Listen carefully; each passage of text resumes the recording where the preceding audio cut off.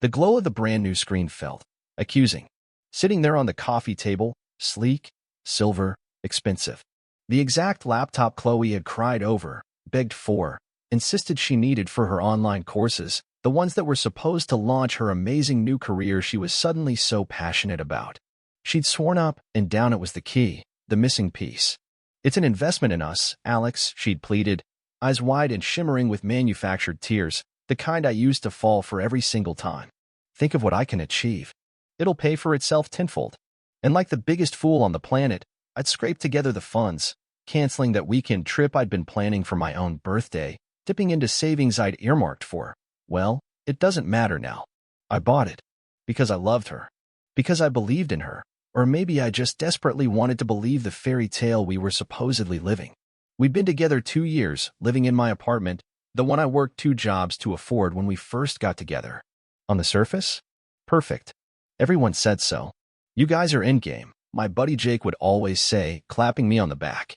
Chloe was beautiful, vivacious, the kind of girl who lit up a room, or so I thought. Lately, though, maybe the light had flickered. More late nights supposedly studying with the girls, hushed phone calls she'd taken the other room, a new defensiveness if I asked even the simplest question about her day. I chalked it up to stress, the pressure of her new course load. Idiot. Absolute, blind idiot. She was out tonight, celebrating finishing a major project, she said. Left around 7, dolled up, smelling like that expensive perfume I only bought her for special occasions. "Don't wait up, babe," she chirped, kissing me quickly, her lips feeling strangely cool. "Gotta celebrate with Sarah and Jess." So, I figured I'd do something nice, surprise her. Get the new machine all set up, software installed, bookmarks transferred from her old, clunky device. Be the supportive boyfriend. The reliable rock. The provider. I poured myself a whiskey, neat, the amber liquid catching the low light of the living room lamp. The new laptop hummed quietly as it booted up for the first time. Standard setup stuff, connect to Wi-Fi, create a user profile. I used her usual username and password combination, the one she used for everything, the one she'd shared with me ages ago in case of emergency. How ironic. Then came the browser setup. Syncing bookmarks. Easy enough. Her old laptop had a handful, course websites, Pinterest boards filled with wedding dresses, another knife twist, thinking back, some fashion blogs. And then something else synced. A bookmark folder I'd never seen before. Labeled simply, Options. My hand froze over the trackpad. Options? Options for what? Courses? Recipes? No. The name felt wrong. Slippery. A cold dread started pooling in my stomach, thick and nauseating. My heart began to thud against my ribs, a slow, heavy beat of impending doom. Maybe it's nothing, I told myself. Maybe it's a work thing. Research for a paper on relationship choices? Even my internal excuses sounded pathetic. With trembling fingers, I clicked the folder. Inside, just one bookmark. The name of the site hit me like a physical blow. It wasn't LinkedIn. It wasn't Coursera. It was a dating site. Not just any dating site, but one known for discreet connections, a haven for people looking to cheat. No, it couldn't be. A mistake. A leftover from before we met? Maybe she visited it once out of curiosity? Please, God, let it be that. My breath hitched. I clicked the link. The page loaded, bright and offensively cheerful. And there she was. Chloe. My Chloe. Smiling back at me from the screen. Not an old photo, either. This was recent. Hair done the way she had it last week. Wearing that green top I told her looked amazing on her. But the smile, it wasn't the smile she gave me. This was different. Coy. Suggestive. Predatory. My eyes scanned the profile, words blurring through a haze of shock and rage. Seeking connection, it read. Open-minded, adventurous woman looking for someone exciting to break the monotony. Monotony? Was I the monotony? The guy busting his ass so she could pursue her dreams on a brand new laptop? Age, listed correctly. Location, our city. Relationship status, single. Fucking single. The bio went on, painting a picture of a carefree, unattached woman eager for no-strings fun and passionate encounters. She mentioned loving spontaneous road trips.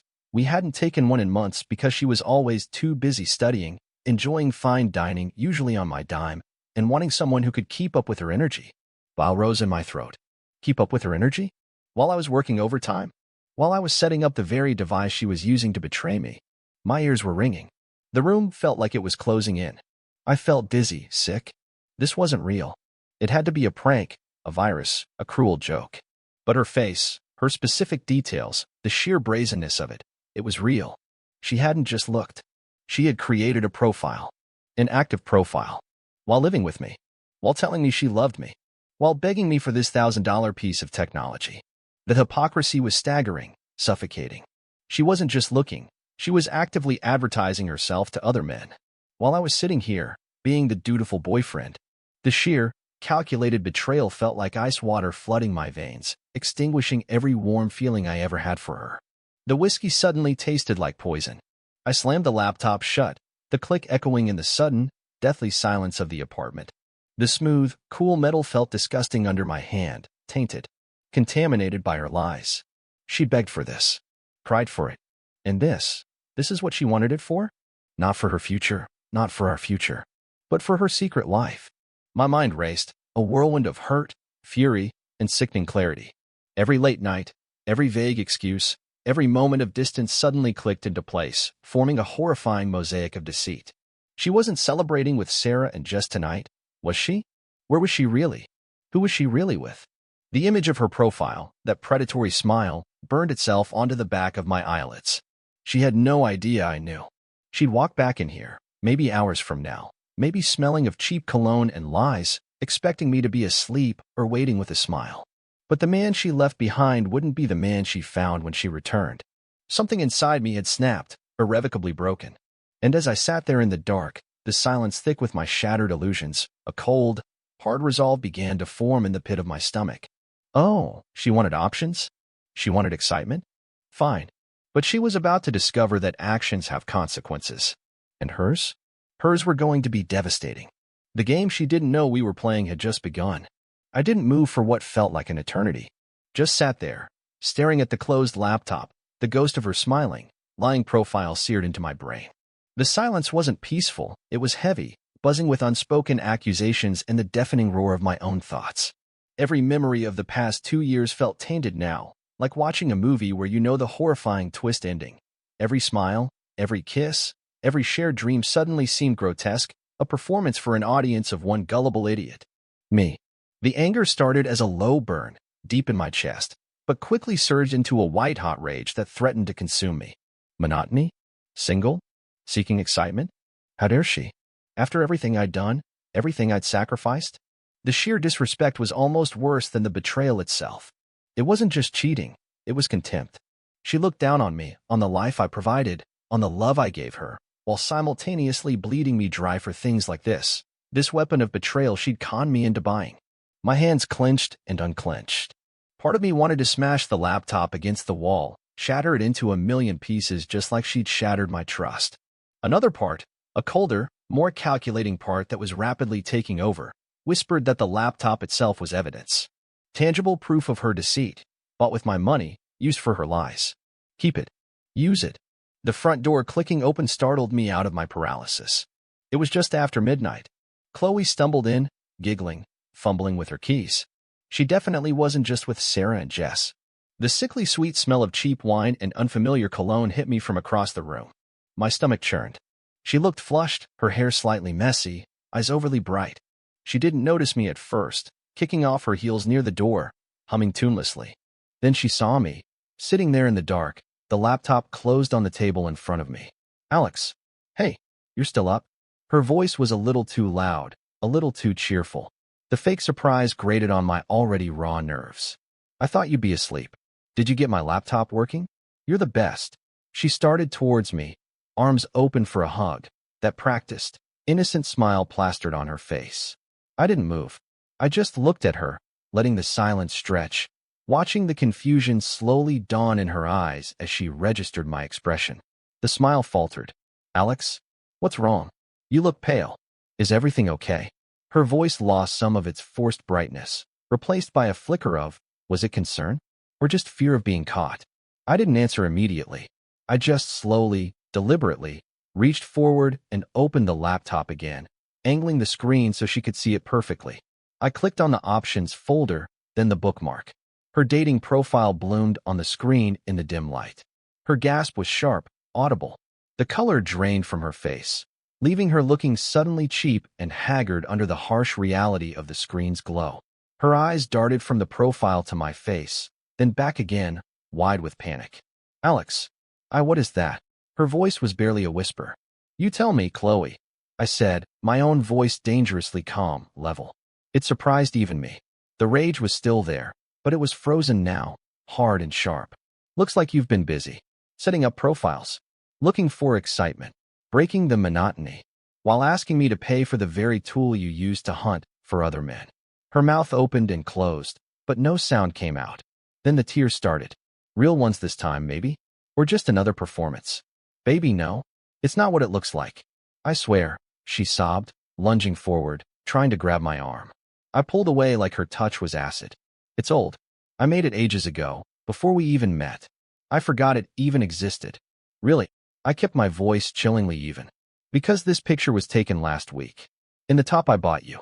And the profile mentions wanting someone to keep up with your energy for those online courses you just started.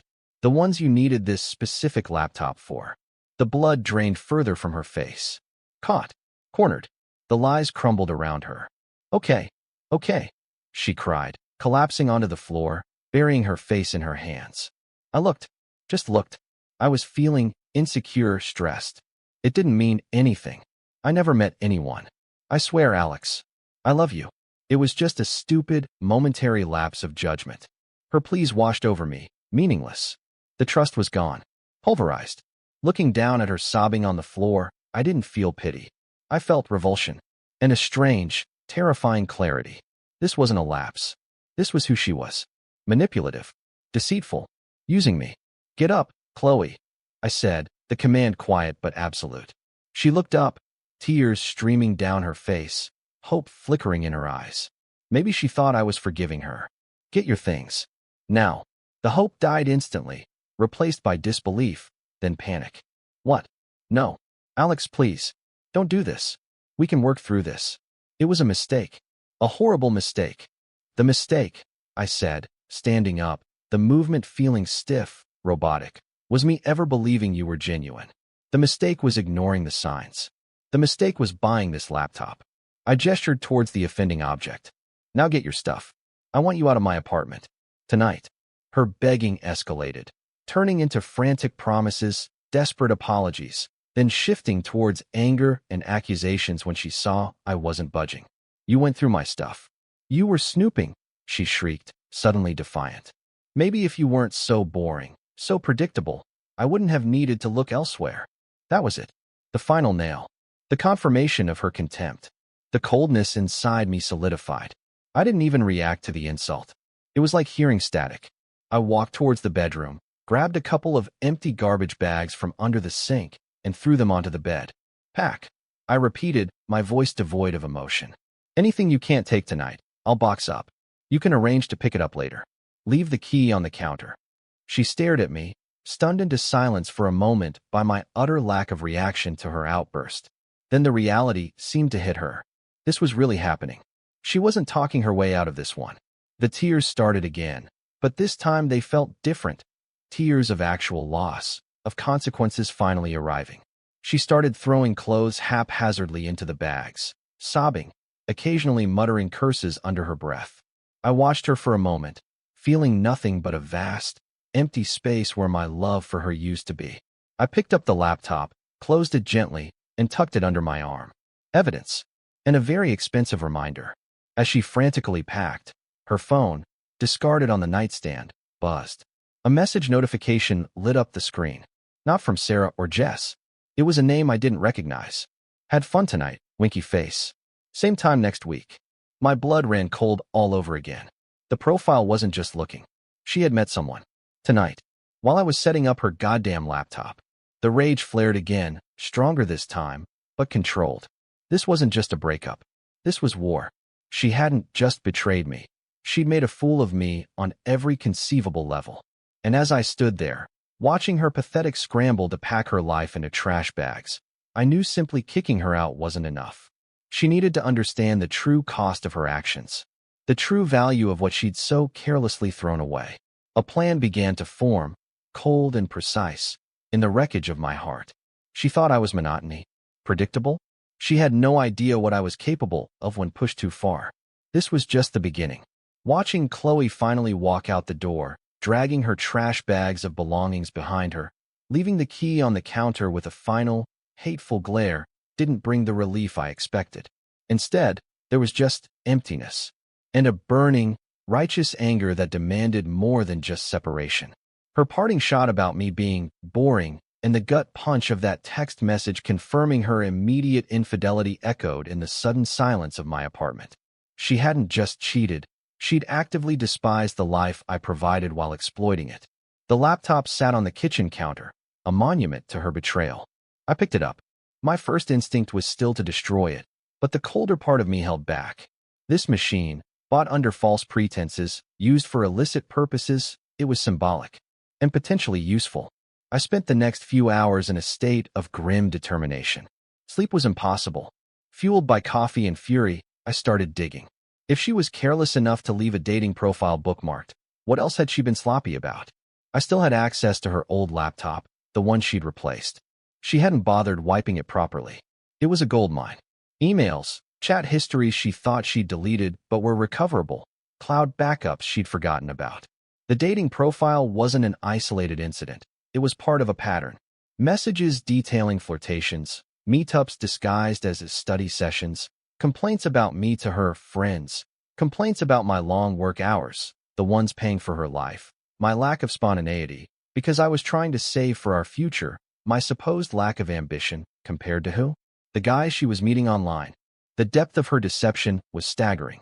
It wasn't just one guy from the text message. There were others. Flirtatious exchanges, plans made and canceled, vague references to gifts received. And woven throughout it all was this narrative she'd constructed, me as the stable but dull provider, and her as the stifled, exciting woman deserving of more. It made my blood boil, but it also solidified my resolve. She hadn't just broken my heart. She'd systematically undermined and disrespected me for months, maybe longer. My plan wasn't about petty revenge, not exactly. It was about consequences.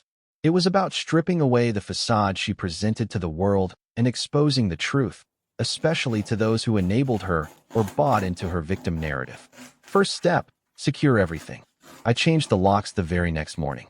I contacted my bank and separated our finances. Luckily, we didn't have much joint property beyond the contents of the apartment, which was solely in my name.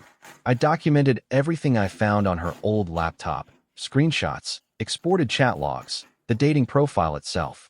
Evidence. Then came the laptop she'd begged for. It was purchased on my credit card, a significant expense. I found the receipt. According to the store's policy and the credit card's purchase protection, given the circumstances, specifically that the item was obtained under demonstrably false pretenses. Claiming it was for education when its primary use was facilitating infidelity, there might be grounds for dispute or return, even if slightly used. It was a long shot, but worth trying. More importantly, it was a lever. Chloe started calling. Nonstop. Voicemails filled with tears, apologies, then shifting to demands for her stuff, threats about getting the police involved if I didn't let her back in. I ignored them all. Communication would happen on my terms. After a week of silence from my end, she escalated, sending a mutual friend, Jessica, one of the supposed study partners, over as an ambassador. Jessica arrived looking uncomfortable, relaying Chloe's tearful pleas and her insistence that she deserved another chance, that everyone makes mistakes. She's really broken up, Alex, Jessica said, shifting awkwardly in my doorway.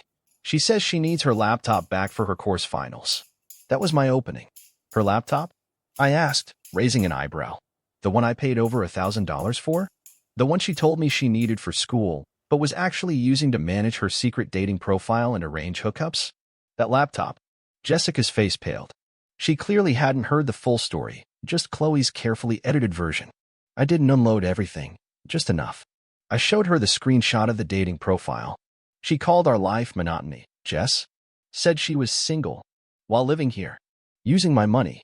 Jessica stammered, horrified. Oh my God, Alex. I had no idea. She told me. She said you two were just having issues, that you were being controlling. Controlling? I laughed. a harsh, bitter sound. By working my ass off so she could take courses and buy expensive gadgets? Yeah, real tyrant. Jessica left quickly after that, looking shaken. The narrative was starting to crack. The climax came a few days later. Chloe, realizing her usual manipulations weren't working, agreed to meet at a neutral location, a coffee shop, to discuss the logistics of her remaining belongings. She probably hoped for one last chance to plead her case in person. She arrived looking subdued, maybe even genuinely remorseful, dressed down, eyes puffy. She started with apologies again, how sorry she was, how lost she'd been. I let her talk, sipping my coffee, my expression unreadable. Then she got to the point. Alex, I really need the laptop back. My finals are next week. Everything is on there. Is it?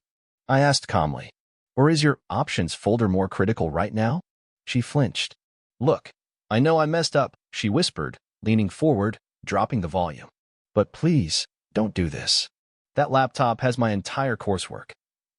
It also has proof of you actively pursuing other men while living with me. Chloe, I cut her off, my voice still low but hard as steel. And funny thing, I was looking at the receipt. It's still within the return window, especially considering the fraudulent way it was acquired. Her eyes widened in disbelief, then narrowed in anger. You wouldn't dare. That's my laptop. Is it? I countered. My credit card statement says otherwise. It says I paid for it. You begged for it under false pretenses. You used it to betray me. By my calculation, you have zero claim to it. You can't do that, she hissed, attracting glances from nearby tables. It's theft. Is it theft? I mused, leaning back. Or is it reclaiming property obtained through deception? I wonder what the credit card company would think. Or maybe even the police, if you really want to involve them. We can show them the dating profile, the messages, paint the whole picture. Her face crumpled. The fight went out of her. She saw the checkmate. She wasn't just losing me. She was facing tangible consequences. The expensive gadget she craved, the symbol of her supposed upgrade, was being ripped away. The tool she used to disrespect me was now a tool being used against her. Alex, please, she begged, tears welling up again, genuine desperation in her voice now. Don't. I'll do anything. Just let me have the laptop. I'll pay you back for it. I swear. I need it. And there it was. The pathetic begging, not for me, not for forgiveness, but for the object. The $1,000 machine was more important than the relationship she destroyed. It was the clearest sign yet of her priorities. No, Chloe, I said, my voice flat, final. You don't get to keep the rewards of your betrayal. You made your choice. You wanted options, excitement. Go find it. But you don't get to do it on my dime, using tools I paid for. I stood up, leaving my half-finished coffee. I'll have your remaining boxes ready for pickup tomorrow. Send a friend. I don't want to see you. Her face was a mask of shock, despair, and dawning, horrified understanding. She finally realized the full extent of what she'd lost. Not just the laptop, not just the apartment, but the person who had actually cared, the stability she'd mistaken for monotony. Seeing her sitting there, stripped of her usual confidence, her lies exposed, her manipulation useless, it wasn't happiness I felt. It was a grim, hollow sense of justice. A necessary amputation. Good luck with your finals, Chloe, I said, the words dripping with ice. Then I turned and walked out of the coffee shop, leaving her alone at the table amidst the wreckage she herself had created. The laptop? I wiped it clean and sold it online the next day. The money didn't matter much, but the act of reclaiming the control? That felt like the real beginning of closing this chapter. She learned to live without the expensive toys she didn't earn, and I learned to live without her. It's been almost 2 years since that day in the coffee shop, the day I walked away and left Chloe to grapple with the immediate fallout of her choices. The first few months after the split were tough, I won't lie. There was anger, sure, but also a profound sense of grief for the relationship I thought I had, for the future I thought we were building.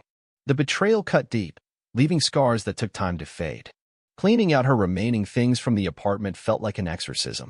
Boxing up clothes, photos, little trinkets, each item felt like a tiny betrayal, a reminder of the lie I'd been living. But with each box sealed and eventually removed, the air in my apartment felt lighter, cleaner. The emptiness started to feel less like loss and more like space. Space to breathe, to heal, to rebuild.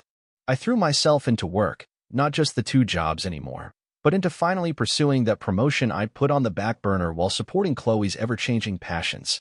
I reconnected with friends I'd neglected, Spent weekends hiking trails I loved instead of catering to her whims.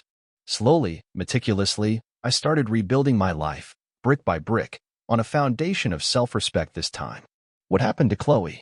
Well, karma, as they say, has a way of catching up. From what I heard through the grapevine, because I cut all direct contact and blocked her on everything imaginable, things didn't exactly go according to her grand plan.